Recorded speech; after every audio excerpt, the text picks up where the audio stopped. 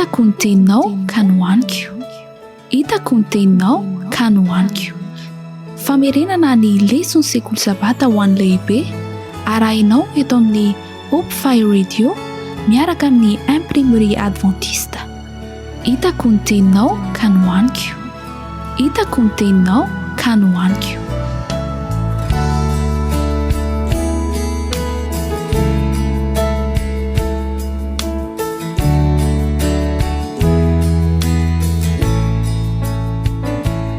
Hoy Jehova ta Mosesy talohan'ny haingany Mosesy hanafaka ny zanak'Israely tany Egypta. Exodus 3:1-12. Homba anao tokoa aho, ary izao no famantarana ho anao fa izaho no efa naniraka anao.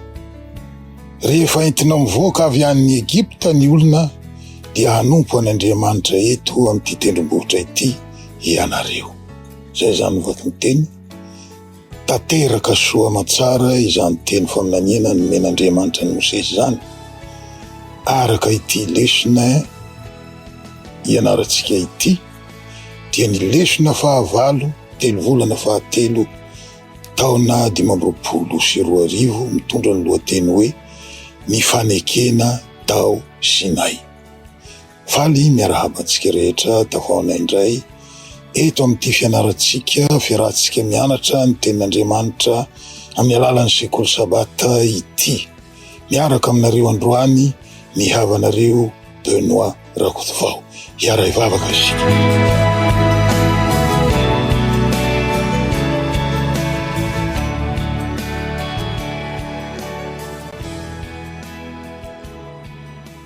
Rainay tsara sy masina indrindra ny an-danitro, sotranao zahay no ny soa rehetra raisinay avy aminao tsy tapaka isan'andro, ny fahavelomana, fahasalamana, ny hanin-kohanina, ny rivotra fon'ny vavoronay, ny trano petrahanay sy ny sisa tsy voatanisa.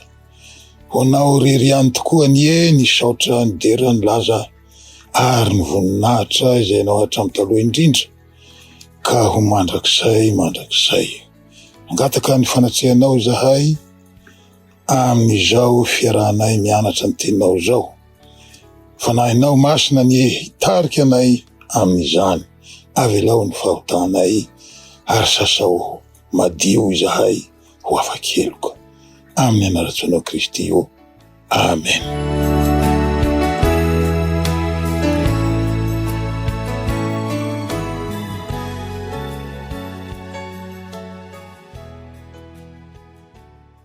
Hitatsika tamin'ny herinandro lasa teo fa dia pédagogique, un voyage pédagogique, ny lalana nitondran'Andriamanitra ny zanak'Israely ny ala tany Egypta. Lalana efa novolavolainy hatry ny ela satria efa voalazany mialoha tamin'ny Mosesy fa rehefa entinao mivoaka avy any Egypta ny olona ho izy, dia hanompo an'Andriamanitra eto amin'ity tendrombohitra ity ianareo. Dia ny tendrombohitra Sinay zany antsoina koa hoe Oreba, ary antsoina ankehitriny Jebel Musa. Ny teny hoe Jebel moa de teny arabo iantsoana ny tendrombohitra. Raha jerentsika ny saritany, raha toa ka tokony hianavaratra ny dia ho an'ny kanana, dia nentin Jehova ny sopirana ny anatsimo atsinanana ny dia. Voalaza ny tapany voalohany amin'ny tsy anjerintsika fa tsy ny hoan'ny kanana loatra no inona, na dia zava-dehibe ihany koa aza izany, fa ny sintona ny zanak'Israely ho eo aminy no loha laharana amin'ny planin'Andriamanitra. Ny tsy anjerintsika io dia ahitantsika an'izany.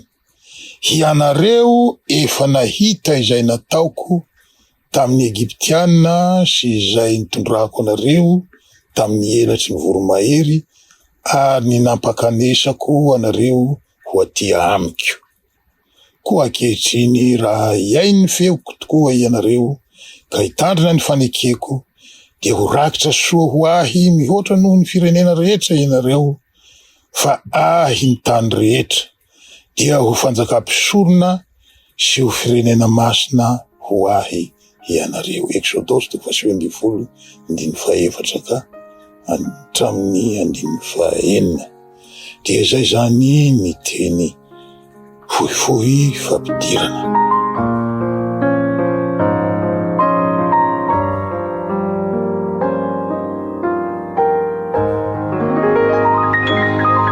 Leson'ny Alahady 7 Aogositra ny taona 520 teo an-tendrombohitra Sinay.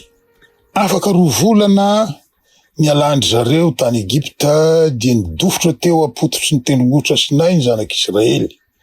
Toerana izay tsy zoviana tamin'ny Mosesy intsony, fa teo apototry io tendrombohitra io no niandrasany ny ondry amanosondravozany nandritra 90 taona, ary teo no niantsoan'Andriamanitra azy handeha hanafaka ny zanak'Israely tany Egypta tao anivon'ny roimemy rehetra nefa tsy may. Naharitra herintaona latsaka araky ny lesontsika no nijanona ny zanak'Israely teo. Lalàna maro no nomena teo, lalàna maro izay natao harahan'ny zanak'Israely. Vantany tonga teo apototrin'ilay tendrombohitra zany, zareo tonga dia niakatra tany tendrombohitra Mosesy. Ny teny tamin'ny Mosesy Jehova dia naniraka azy hitondra ny teny, hitondra ny hafatra ho an'ny vahoaka Israely. Toy izao ny votoatin'ny hafatra: raha ihay ny feoko tokoa ianareo, ka hitandrina ny fanekeko. Voalohany, ho rakitra soa ho ahy mihoatra noho ny firenena rehetra ianareo. Faharoa, dia ho fanjakam-pisorona sy ho firenena masina ho ahy ianareo. Exodus 20:15 ka hatramin'ny 19. Hita miariary eto ilay Andriamanitsika, ilay Andriamanitry ny zanak'Israely, izay mitady ary miantso ny olombelona mpanota hiverina any aminy.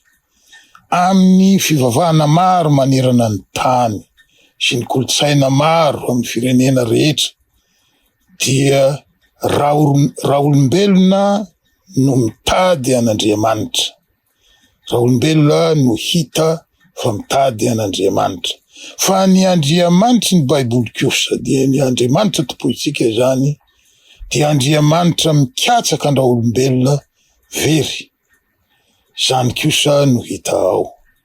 Hitatsika izany tany amin'ny Saha-Edena, raha nikatsaka ny Adama sy Eva izay nandositra sady niafina azy izy. Eto izy dia niantso ny zanak'Israely ary nanao fanekena taminy. Teo amin'ny tantara nefa ny tantaran'ny firenena zany, tantaran'izao tontolo izao, dia noraisy ny jiosy ho fahamboniany manokana no antony nanavahan'Andriamanitra azy, ka nanomboka ny avonavona tamin'izay ava firenena aminy izy. Mandraka isika amin'ny teny izao, mbola misy jiosy iringiriny tsy mandray tanana ny ava firenena satria voafidin'Andriamanitra izy, ka tsy mandray tanana ny firenena maloto. Tsy azony na hadininy na nodiany tsy azo ny dikany hoe dia ho fanjakam-pisorona sy ho firenena masina ho ahy ianareo. Ny hoe firenena masina dia midika ho vahoaka voatokana ho an'Andriamanitra, ary keo maneho ny toetrany amin'ny hafa toetran'Andriamanitra zany, indrindra amin'ireo firenena manodidina. Natsoina koa izy ireo mba ho fanjakam-pisorona izay hampifandray ny vahoaka hafa amin'Andriamanitra sy hitarika azy ireny ho eo aminy ary hampianatra azy ny lalàn'Andriamanitra zany sy ny didiny. Natao rakitra soa ho azy Israely satria niriny ny ahatonga azy ireo ho fantsona hanapariaka fahazavana amin'izao tontolo izao, amin'ny fahalalana azy, fahalalan'Andriamanitra zany sy ny toetrany. Ho amin'izay adidy masina izay no niantsoan'Andriamanitra ny zanak'Israely, fa tsy noho ny fahatsarany manokana. Isika izao no zanak'Israely moderna, nantsoina ho amin'izany asa masina izany koa isika.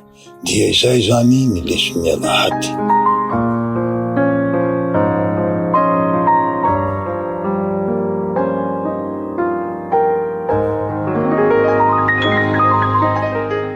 Leson'ny alatsinainy 18 aogositra ny taona 2024, miomana handray fanomezana. Miomana handray fanomezana. Exodosy 7:7 ka hatramin'ny 15 no tokony ho vakitsika, nefa vakitsika hatreo amin'ny 1:12. Zany hoe avy amin'ny 1:7 ka hatramin'ny 1:12 toko 7:7. Ary hoy Jehova tamin'ny Mosesy, indro aho makeo aminao ao anatin'ny rano maizina, mba ho renin'ny olona raha miteny aminao aho, ka dia hino anao mandrakariva izy. Dia nambarany Mosesy tamin'ny Jehova ny tenin'ny olona. Ary hoy Jehova tamin'ny Mosesy, mandehana ho eny amin'ny olona, ka manamasina azy anio sy apitso, ary ampanasao ny fitafiany izy. Ary aoka samy hiomana ho amin'ny andro fahatelo izy, fa amin'ny andro fahatelo no hidinany Jehova ho eo mason'ny olona rehetra eo an-tampon'ny tendrombohitra Sinay. Zay zany nivaky ny teny. Mampahatsiaro ny fahazazako izany tantara zany. Mbola nahita tapatapany tamin'ny andro ny fanjahantany manko aho, ka rehefa tamin'izay fotoan'izay fa ho avy ny chef de district vazaha, dia sasana izay akanjo kely ananana fa andeha hitsena vazaha. Eto dia nasain'i Jehova hamasinina ny vahoaka, ary nasainy sasana ny akanjony, izany hoe nasainy midio tsara mba hiseho eo anatrehany amin'ny andro fahatelo.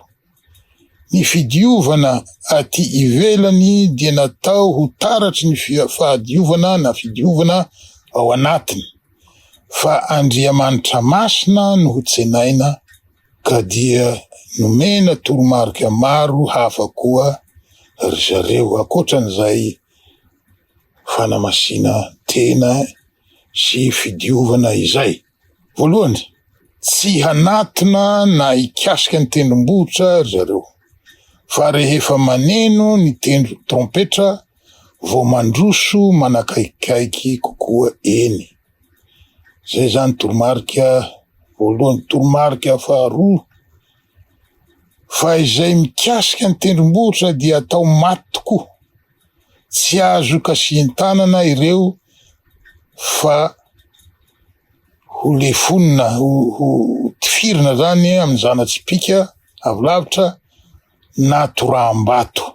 Fahatelo, ny lehilahy tsy mahazo manatona na mikasy behivavy. Ireo zany toromarika manokana nomena ny zanak'Israely teo apototry ny tendrombohitra Sinay. Fantatsika fa ny fahamasinan'Andriamanitra izay mahafaty tsy dradrano ny zanak'olombelona feno ota mikasika azy no mahatonga izany fepetra maro izany. Tadidio ny nanjoa ny Oza mikasika ny fiaran'ny fanekena ao amin'ny Samuela faharoa toko 4:1 ka hatramin'ny 7.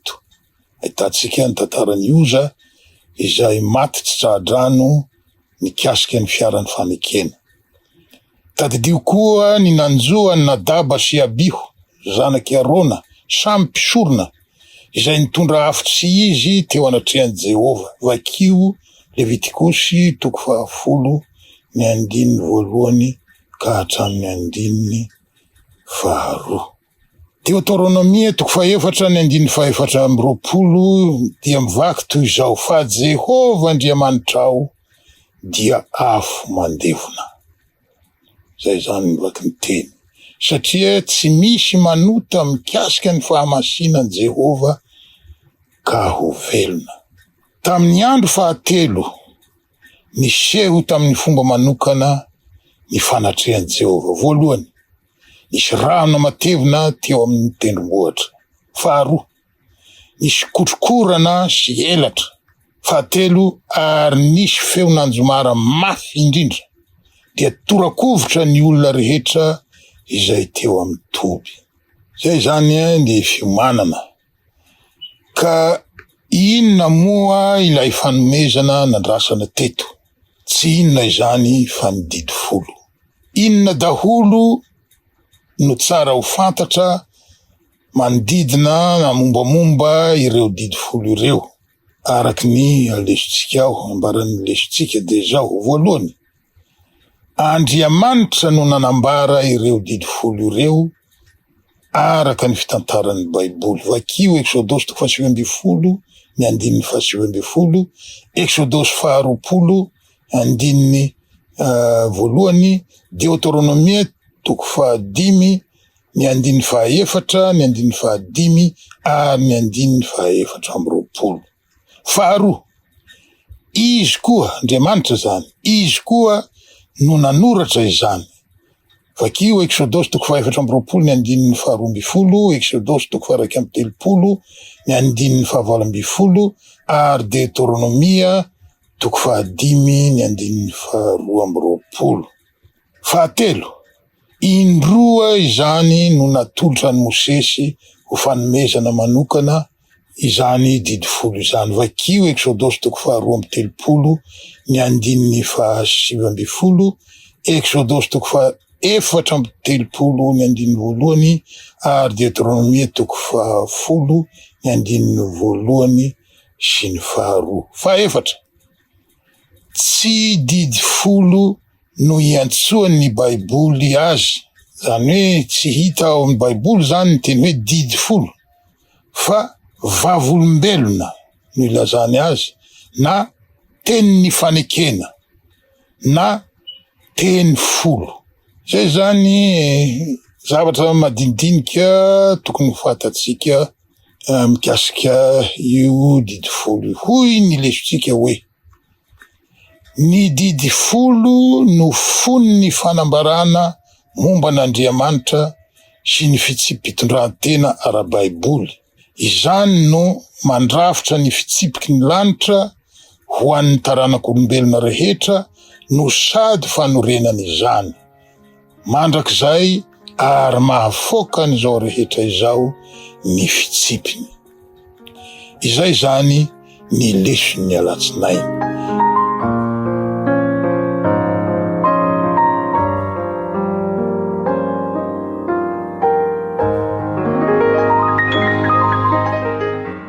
Leson'ny talata 7 Aogositra ny taona 2024, ny didy folo fanomezana. Ny didy folo fanomezana. Ndao vakitsika ny didy folo sy ny fanazavana nomen'ny lesontsika. Didy voalohany, izaho no Jehova Andriamanitrao izay nitondranao nivoaka avy tany amin'ny tany Egipta tamin'ny trano fanandevozana, aza manan'Andriamanikafa fa izaho ihany. Exodosy 20, ny andininy 2 sy ny 3. Fanazavana ny didy voalohany zany. Fanajana sy fanomezam-boninahitra an'Andriamanitra amin'ny fanomezana azy ny toerana voalohany sy ambony indrindra eo amin'ny toe-javatra rehetra eo amin'ny fiainatsika. Zay zany ny fanazavana. Didy faharoa, aza manao sarin-javatra voasokotra ho anao na ny mety ho endriky ny zavatra izay eny amin'ny lanitra ambony na izay aty amin'ny tany ambany na izay any amin'ny rano ambanin'ny tany aza miakohoka eo anatrehany ary aza manompo azy fa izaho Jehovah Andriamanitrao dia Andriamanitra saro-piaro ka mamaly ny heloky ny ray amin'ny zanaka hatramin'ny zafiafy sy ny zafin-dohalika dia amin'izay mankahala ahy.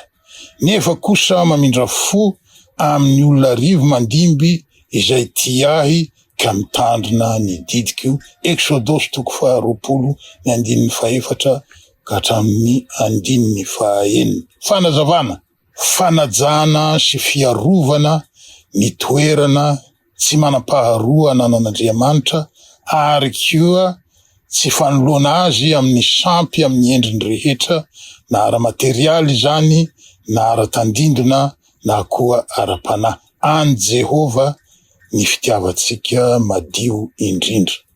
Zay zany ny fanazavana. Didy fahatelo. Aza manonona foana ny anaran'i Jehova Andriamanitrao fa tsy ataon'i Jehova ho tsy manantsiny izay manonona foana ny anarany. Exodus 20:7. Fanazavana, fanajana feno ny anaran'Andriamanitra, ny hajany sy ny toetrany. Didy fahaefatra. Mahatsiarova ny andro sabata hanamasina azy. Enemana no iasanao sy anaovanao ny rahanao rehetra, fa sabatan'i Jehovah Andriamanitrao ny andro fahafito. Koa aza manao raha akory ianao am'izany, na ny zanakao lahy na ny zanakao vavy, ny ankizilahinao na ny ankizivavinao na ny biby fiopinao na ny vahininao zay tafiditra ao ambavahadinao. Fa enemana no nanaovan'i Jehovah ny lanitra sy ny tany sy ny ranomasina mba amin'izay rehetra ao aminy, dia nitsahatra izy tamin'ny andro fahafito. Izany no tahian'i Jehovah ny andro sabata sy nanamasinany azy. Exodus 20:9 ka hatramin'ny 11:1. Fanazavana, fanajana ny andro fitsaharan'Andriamanitra sy fiankohofana aminy ny sabata. Didy fahadimy. Manaja ny rainao sy ny reninao mba ho maro andro ianao ao amin'ny tany izay omeny Jehovah Andriamanitrao ho anao. Exodus 20:9-12. Fanazavana, fanajana ny ray aman-dreny. Didy fahaenina. Aza mamono olona. Exodus 20:17. Fanazavana, tsotra de tsotra, fanajana ny aina. Fahafito, didy fahafito. Aza mijangajanga. Exodus 20:14. Fanazavana, fanajana ny fanambadiana. Didy fahavalo. Aza mangalatra. Exodus 20:15. Fanazavana, fanajana ny fananany hafa. Zay zany ny didy fahavalo. Didy fahasivy. Aza mety ho vavolombelona mandainga hanameloka ny namanao. Exodus 20:9. Fanazavana, fitandroana ny hajan'ny hafa. Ary didy fahafolo farany. Aza mitsiriritra ny tranony namanao, aza mitsiriritra ny vadiny namanao, na ny ankizilahiny, na ny ankizivaviny, na ny ombiny, na ny borikiny, na izay mety ho an'ny namanao akory aza. Fanazavana, fanajana ny tena mba tsy isiany ny faniriana feno fitiavatena hanimba ny toetratsika. Zay zany ny famerenatsika ny didy folo izay fantatsika ary misy aza ny mahatadidy azy ireo tsy anjery mihitsy. Koa satria mo miara-mianatra isika eto, mamela ahy ianareo hitondra tsetsatsiaritra eto. Maro ireo mpianatra baiboly mametra-panontaniana hoe raha mitovy ny didy mikasika ny fitiavana an'Andriamanitra sy ny didy mikasika ny fitiavana ny mpiarabelona, nahoana no tsy nampitoviana ny isa? Ny fahitantsika azy mantsy dia efatra ny didy natokana ho an'Andriamanitra ary enina ho an'ny zanak'olombelona, ho an'ny mpiarabelona. Fa tsy akory 5 ambadika mitovy tsara de 5 ambadika, tahaka ireo virginy 5 endry sy ireo virginy 5 adala, mitovy tsara ny isa. Zay zany ny fanontaniana hoe nahoana no tsy mitovy ny isa ny anankiray 4, ny anankiray 9. Nisy teolojiana iray manana doktorat izy, zany hoe nandalo mpianarana lalina izy, ka ny spesialiteny dia ny teny eo amin'ny baiboly zany. Nianatra grika izy, nianatra hebreo ary tsy vitany hoe nianatra fotsiny fa tena nandala ary hainy reo le fiteny anankiroa reo. Ao amin'ny mpitoroteny, boky ny mpitoroteny zany, toko 12 ka ny 1 dia izao no voasoratra hoe ary tsarovy ny mpanao anao amin'ny andro fahatanoranao. Izay nadika tamin'ny teny frantsay hoe mais souviens-toi de ton créateur pendant les jours de ta jeunesse. Dia hoy ilay pasteur hoe diso ho izy io dikateny io fa ny ao amin'ny texte original, zany hoe amin'ny texte hebreo zay nanoratana ny boky ny mpitoroteny, dia izao ny tokony andikana azy hoe mais souviens-toi de tes créateurs pendant les jours de ta jeunesse. Pluriel la zany, tsy ton créateur fa tes créateurs. Tena nazava izy tamin'izay fa ny mpandika teny ho izy ny hevitra fa Andriamanitra irery no mpamorona, ka noho izany singulier olotokana zany no tokony ho izy, ka nakifiky ny zareo zany ny hoe les créateurs, dia nisoloindry zareo ny hoe ton créateur. Fa hoy le pasteur hoe tes créateurs no izy. Izany hoe ny ray sy ny reny niteraka miaraka amin'Andriamanitra. Ireo hozy izy no créateur voalaza eto. Tahaka ny hoe nomen'Andriamanitra hisolotena azy amin'ny famoronana taranaka ho izy ny ray sy ny reny, mba tsy hiverimberenany hamolavola tanimanga isaky ny hanampy taranaka eto ambonin'ny tany izy. Mpamorona par délégation zany ny ray sy ny reny. Feny izany ho izy, le pasteur ihany nanazava, dia tokony amin'ny vato fisaka voalohany ny didy 5 fa tsy amin'ny vato fisaka 2, ka amin'izay ho 5 ambadika ary 5 ambadika ny didy 10 ho izy. Satria didy mikasika an'Andriamanitra mpamorona ihany koa io didy 5 io, dia Andriamanitra mpamorona miaraka amin'ny ray sy reny miteraka. Ka izany ho izy ihany no mampitovy ny teny fikasana miandry ireo zay manaja an'Andriamanitra sy ireo zay manaja ny ray aman-dreny. Zany namaranany ny teniny. Exodosy 20:12 mivaky toy izao hoe manaja ny rainao sy ny reninao mba ho maro andro ianao ao amin'ny tany izay omeny Jehova Andriamanitrao ho anao. De vakio koa ny Deutéronomia 5:17 amin'ny version Baiboly sasany dia 5:30. Toy izao mivaky ny teny fa ny lalana rehetra izay nandidian Jehova Andriamanitrareo anareo no alehanareo mba ho velona hianareo ka hita soa ary ho maro andro any amin'ny tany izay ho lovanareo. Hita eto zany fa tahaka ny mitovy, tsy hoe tahaka ny mitovy moa fa mitovy ny teny fikasana ny amin'ny fanajana ny ray aman-dreny sy ny fanajana an'Andriamanitra. Izay zany ilay tsetsatetsa tsy aritra. Na izany na tsy izany, fitiavana no teny manandanja amin'ny tinan'Andriamanitra ny didy 10. Romanina 7:12 manao hoe ny fitiavana tsy manisy ratsy ny namana, koa dia ny fitiavana no fahatanterahan'ny lalàna. Ny didy momba ny fitiavana no lehibe indrindra izay aseho amin'ny fomba anankiroa dia ny fitiavana an'Andriamanitra, vakio Deutéronomie 4:1-5 izay manao hoe ary tiavan Jehova Andriamanitrao amin'ny fonao rehetra sy ny fanahinao rehetra ary ny herinao rehetra. Ary ny fitiavana ny namana, Levitikosy 7:7-9 manao hoe aza mamaly ratsy na manao lolopo amin'izay ray firenena aminao, fa tiavany namanao tahaka ny tenanao, izaho no Jehova. Zay zany ny lesony talata.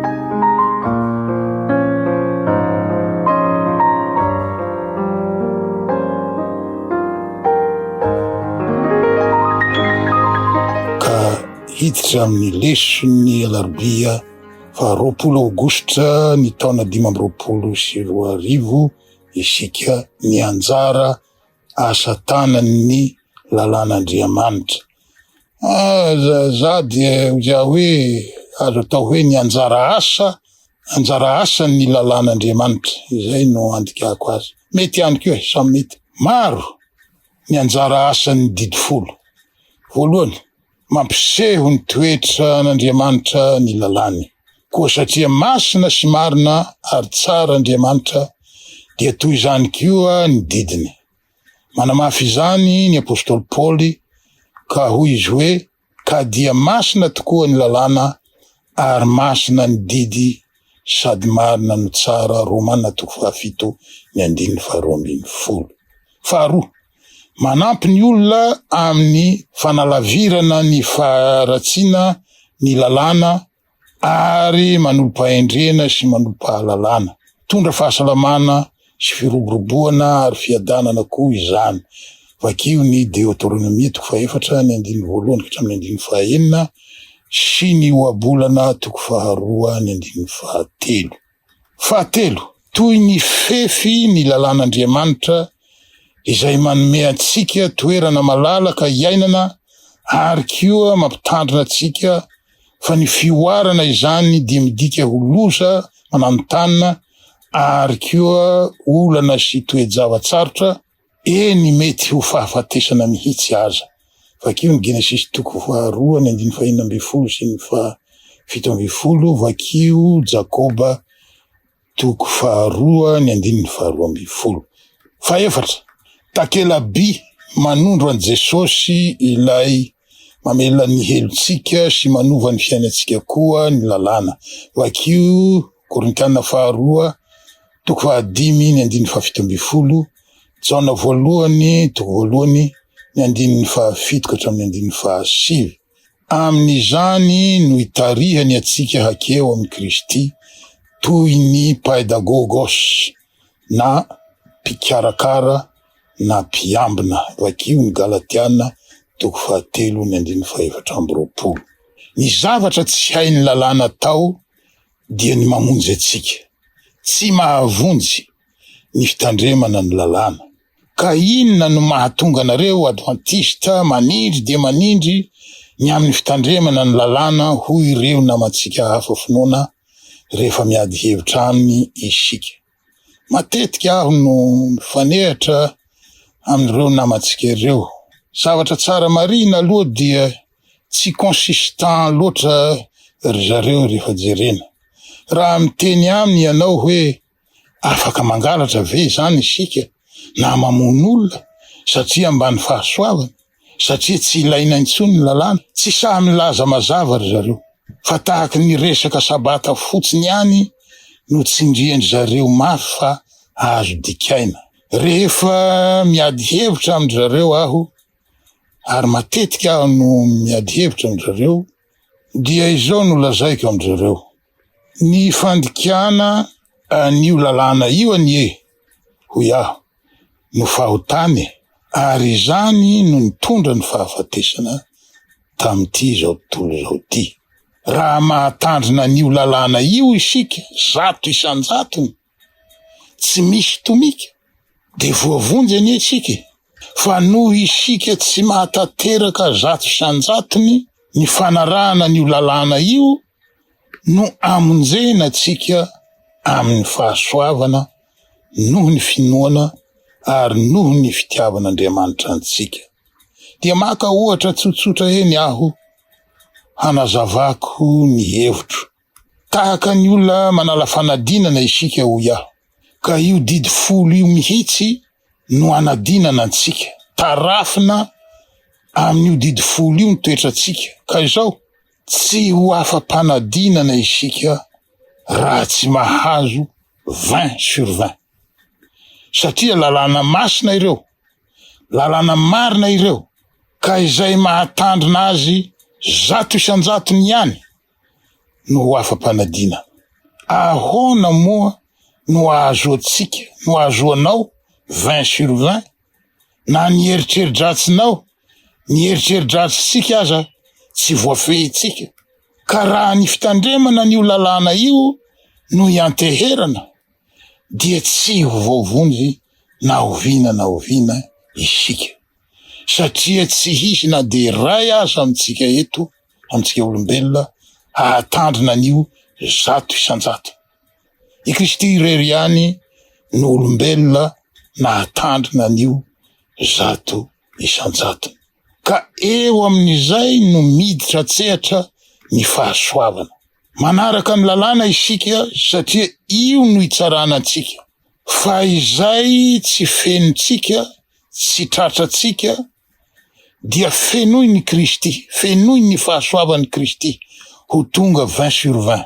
Ohatra, raha 12/20 no note azotsika, fenoy ny Kristy isa 8 izany noho ny fahasoavany, dia lasa 20/20. Raha 4/20 ny note azoko, fenoy ny fahasoavan'ny Kristy isa 9/10 izany, dia ho feno 20/20. Ka izay no mahafa-panadinana atsika.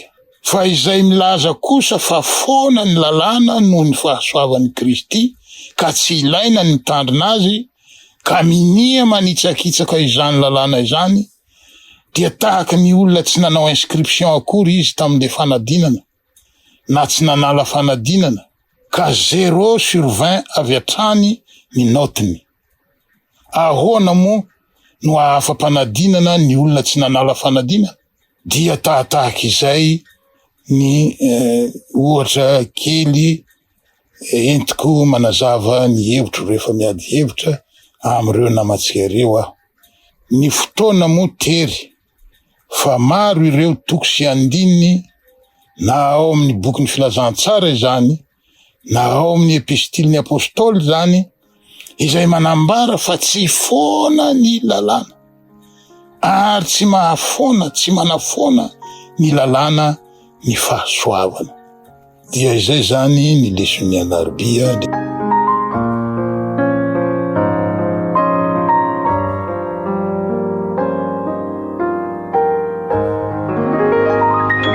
Tonga eo amin'ny leson'ny alakamisy 2 aogositra taona 520 isika. Ny lalàna teny fikasan'Andriamanitra ho antsika. Raha arabaky teny hoy ny lesontsika, dia tsy didy no ny antsoan'ny Hebreo ny didy folo, fa dabarim, pluriel io, izay azo adika hoe teny, parole misy S. Ka io teny hoe dabar, zay zany singulier ny dabarim, ka io teny hoe dabar io dia mety adika ihany keo hoe teny fikasana. Misy andininy maromaro nomen'ny lesontsika mikasika an'izany izay tsy voatanisy eto. Raha izany no izy dia tokony hanova ny fomba fijerentsika ny didy folo izany.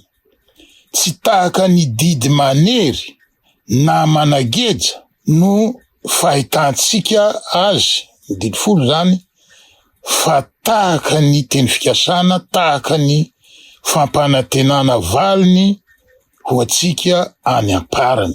Raha misy ankizy kely, mpianatra kely, madinika kely reny, batitika kely reny, any ampianarana, ilazany mademoiselle mpampianatra hoe tsy azo atao rakizy mitabataba ato an-dakilasy, dia ho fadiranovana ireo ankizy kely madinika ireo miaritra izany tsy mahazo miteny zany. Ny ankizy kely maro de tia miteny, raha sakananao iteny tsy maharitra an'izany izy, fadiranovana izy.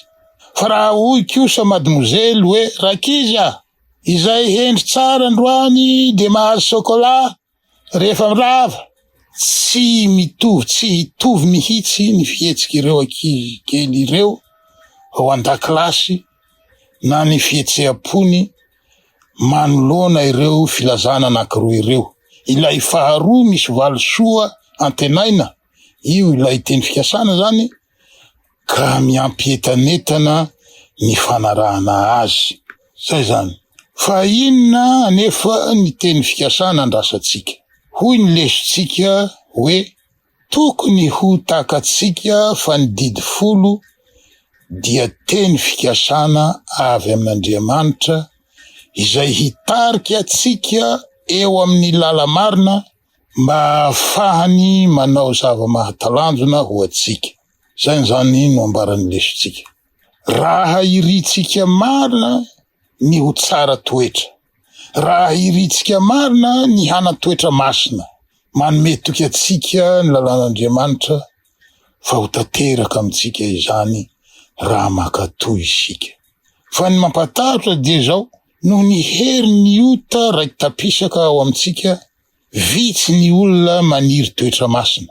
Jereo fotsiny ny mpijery sinema ohatra raisiko eo amin'ny fiainana andavanandro zany. Raha resaka famokarana ho enti mandresy ny mosary no hita eo amin'ny film anankiray hitery amin'ny écran, dia hoy ny mpijery hoe film lava reny, tsy misy action akory. Zay ny holazainy. Fa raha film misy akitifitifitra, misy ady, dia hoy ny mpijery hoe film tsara, misy action. Fa tsy lavina izany, fa tsy vitsy koa isika zanak'Andriamanitra izay maniry marina tokoa izany toetra masina izany. Ho antsika izay tena manam-paniriana ampiharo izay fijery voalazantsika teo zay. Izany hoe mijery ny didy folo sy ny fankatoavana azy ho toy ny teny fikasana mitondra valisoa lehibe ho atsika. Izay zany ny amin'iny. Andininy izay fialofan'ny maro dia ny Romanina 10:14 manao hoe fa Kristy no farany lalàna. Io ary ny anareo Adventista, fa hoe mifarana ny lalàna, tsy ilaina intsony ny lalàna, satria mino an'i Kristy fotsiny dia ampy. Izay no faniniana ataon'ny olona amitsika. Izay marina tokoa ve ny teny apôstôly Paul lazaina? Ny teny grika nampiasaina eto dia ny teny hoe telos, izay midika hoe, ataoko amin'ny teny frantsay, la fin na la maturité na l'objectif na le but. Fiteny antsary no hita eto. Tahaka ny lalana narahana navatsava avy any ny lalàna eto, ka eo atongotry Kristy, eo amin'ny Kristy iny lalana iny no mifarana. Izany hoe ny tiany ny andininy holazaina eto hoe mitondra antsika makeo amin'ny Kristy ny lalàna. Tahaka ny lalana iray manavatsava ary mifarana eo an-tongotry Kristy. Manondro any Kristy zany, mitondra atsika ho any amin'ny Kristy zany, eo amin'ny Kristy no farany diatsika manaraka an'iny lalana iny. Zay zany ny tiany ambara. Mety hazavazava kokoa ny sary nampiasain'ny apôstôly Jakoba izay nampitaha ny lalàna amin'ny fitaratra. Jereo Jakoba toko voalohany 7:7 ka hatramin'ny 5:5. Ny lalàna dia fitaratra mampiseho ny tarehinao maloto. Fa izao, ilay fitaratra tsy mahafaka ny loto eo amin'ny tarehinao. Fa rehefa hitanao fa maloto ianao, dia mandehana mitady rano ary misasa amin'ny rano madio. I Kristy no mahasasa ny loton'ny fahotana naseho ny fitaratry ny lalàna. Sary mitovy tanteraka amin'ny sary ny amin'ny lalana ny ampiasain'ny apôstôly Paoly teo izany. Mampitodika atsika ho any amin'ny Kristy ny lalàna. Fa i Kristy no mahasasa ny loto. Ny fahotana no mahaloto atsika. Raha ny madio no idealy, no filamatra, de zao ianao ve de hiosina anaty loto foana, tahaka ny kisoa sanatria ny vava miteny, na ny hippopotame? Tsy, izany no antony mitandrematsika ny lalàna. Mitandrina ny lalàna isika mba hadio. Tsy hoe misy ny savony ka handeha iosipotaka miaraka amin'ny kostaratsika eny amin'ny fotaka. Tsy zany. Ka noho izany mitandrina ny lalàna isika.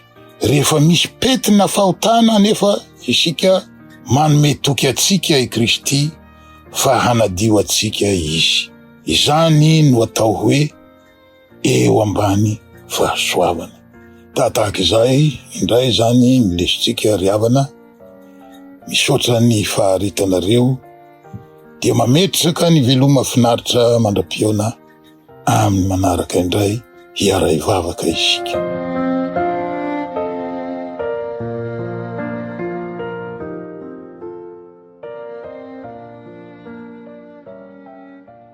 Andriamanitra rainay an-danitro, saotranao zahay noho ny nanomezanao anay any Kristy zanakao, ilay zanak'ondry izay manala ny fahotanay. Saotranao koa zahay noho ny didifolonao izay fitaratra hitanay ny lotom-pahotanay, ka manosika anay hakeo an-tongotry Kristy. Omeo anay Tompo ny fiadanam-po mahafantatra fa olona voavela heloka izahay. Amin'ny anaratsoanao Kristy o. Amen.